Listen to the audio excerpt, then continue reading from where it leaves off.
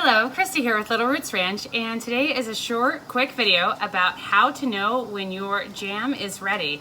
I realized yesterday I made a video on making just regular golden plum jam, but today, I'm not doing a video on it, but today I'm doing the spiced golden plum jam in the ball book, page 45, and I've got that reducing. And so I wanted to kind of take you through what that looks like and how to know when it's ready, because the worst thing in the world is to keep testing it and testing it and testing it. Let me just give it a quick stir.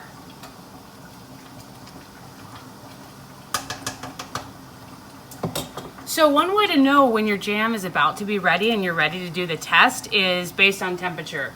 I know that you're supposed to have a like a candy thermometer or something like that. I don't have that. But with COVID, I have this little guy, and that takes the surface temperature, and I make sure and calibrate it, not for human foreheads, but for taking temperatures of things. But when you're gonna start taking the test is when your jam has reached either 104 degrees Celsius or 220 Fahrenheit. And that kind of lets you know, it's a good indicator that it's reduced enough that it's creating a higher temperature or something like that. And like I mentioned, there's two different types of ways to test it. And one is with a frozen spoon and one is with a frozen plate. So I've already got spoons and plates in the freezer, and that's important to always keep up on because you only forget to do that once. But anyways, my jam is not ready, but I wanted to show you what it looks like when it's not going to pass the test. So let me get a spoon. All right, I've got a frozen spoon here. And what I'm gonna do is just dip it in and get a little bit and then let it fall down. And what I'm gonna be looking for is to see if it's not ready, which it won't be. If it's not ready, it's gonna drip off and you'll see it's real liquidy.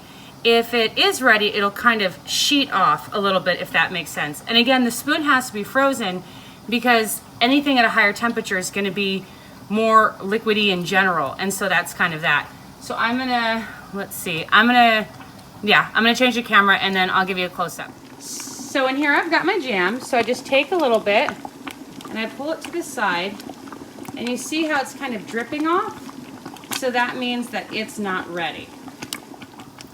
The other way to test it is with the frozen plate. It's so cold on my hands, but it feels good because I've been canning, so I'm sweating.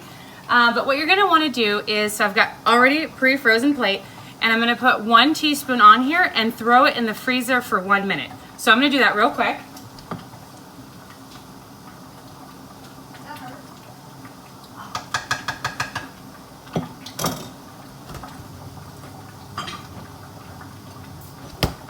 I looked at my time and I'm gonna give that 1 minute. Like I said, I know just by temperature and look and feel that my jam's not ready yet, but to give you an idea of what failed test looks like.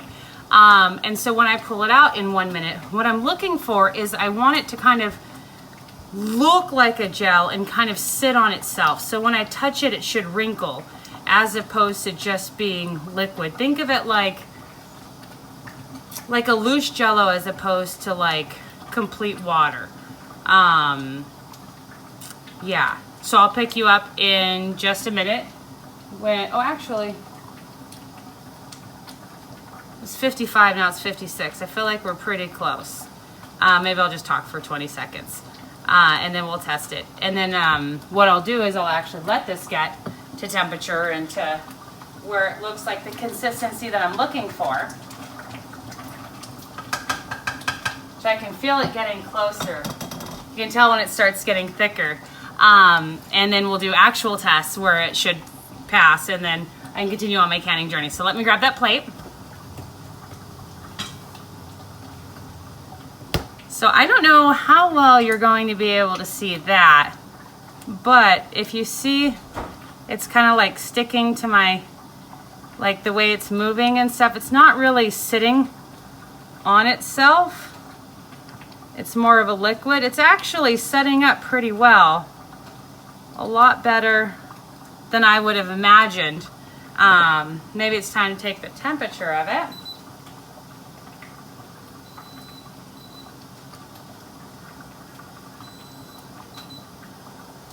Getting close. So I'll pick you up when we're ready to test and we're gonna get a positive result so you can see what that looks like.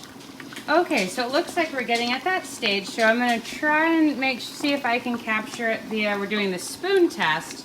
First, so I've got a nice frozen spoon. And again, I'm gonna dip it into the jam and bring it up, and I'm looking for it to slick off in pieces as opposed to individual drops. So I just did it obviously before I recorded and it did it, so hopefully I can capture it. So in. See how it's kind of slicking off? That's more of a drop, but the initial one was kind of where it was a little bit of a slick. I don't know if you caught that or not. So it's getting really close. Alrighty. So let's go ahead and dip the spoon in, take it off. See how it's slating off like that? That's exactly what we want to see. I'm glad it was able to capture it really well. I'll lick that spoon later. And just to show you the other test, let me get a frozen plate.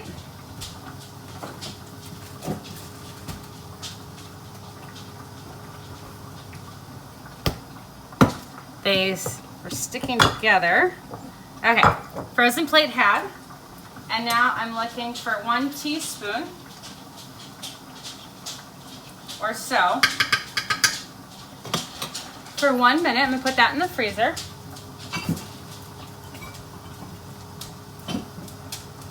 The freezer's jam-packed with stuff. And let me give it a good stir.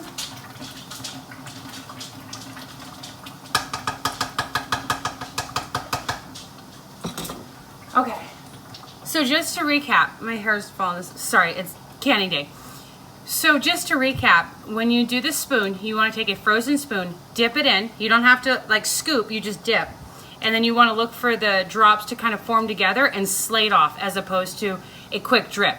It'd be like a slower slate or a slower, like thicker drip. That's how you know when it's ready. The other way is to take the plate. Again, freezer. Put 1 teaspoon, put it back in the freezer for 1 minute, and then you want to see how well it sets up on itself. As a side note, I know earlier I mentioned that I was using this. I don't think it's working. So disregard what I said about that. And I guess you just have to eye it because it's still saying that it's like 140 degrees and that's just not possible. And that's Fahrenheit. And I think 86 Celsius. And so it's not working. I tried lifting, like putting it in there, or like I thought maybe the steam was messing with it. So I take it to the side or whatever. It's just not working. It's great to know if you have a fever, but not your secret ingredient for jam making. So let me grab, I think it's been a minute. Let me grab that plate. Okay, so you can see the jam on there. One, see how it's already kind of sitting on itself. It didn't, what's it called? It didn't spread out like before. And see how it kind of keeps that peak? And so this kind of resembles the consistency that's gonna have when it's on, the best part, when it's on your bread. One thing to note, sorry, let me give a quick stir here. Turn the temperature down for a minute.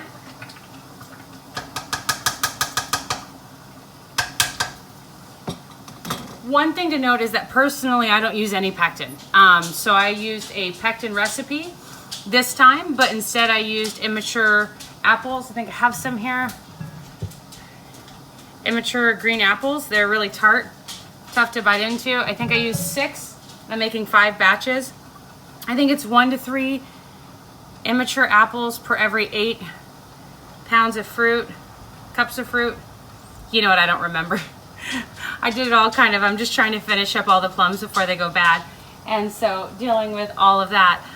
Anyways, and so mine is always gonna be a little bit more liquid. I don't use commercial pectin at all whatsoever. I just use natural. Takes a little bit longer, a little bit more of a boil down, and a little softer / easier spread. But that's what I feel comfortable with in my kitchen. So I hope that I was able to explain really well like the differences. I know for me, understanding when jam was done was one of the hardest things.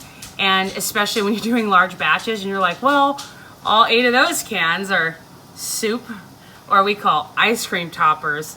Those are from when I was learning to can. Anyways, so I hope that you enjoyed everything and learned something. If you have any questions or anything, please comment down below. I'd love to answer those or whatever. And happy canning and preserving and all that other stuff. And I'm ready to be done. I've been going plum crazy for the last couple days, but we've got frozen plums and different plum jams. And I think I'm gonna try and do, I have to look up if there's some like balsamic plum or some, I don't know, I wanna find a different way to use the last remaining plums. But anyways, thank you, bye.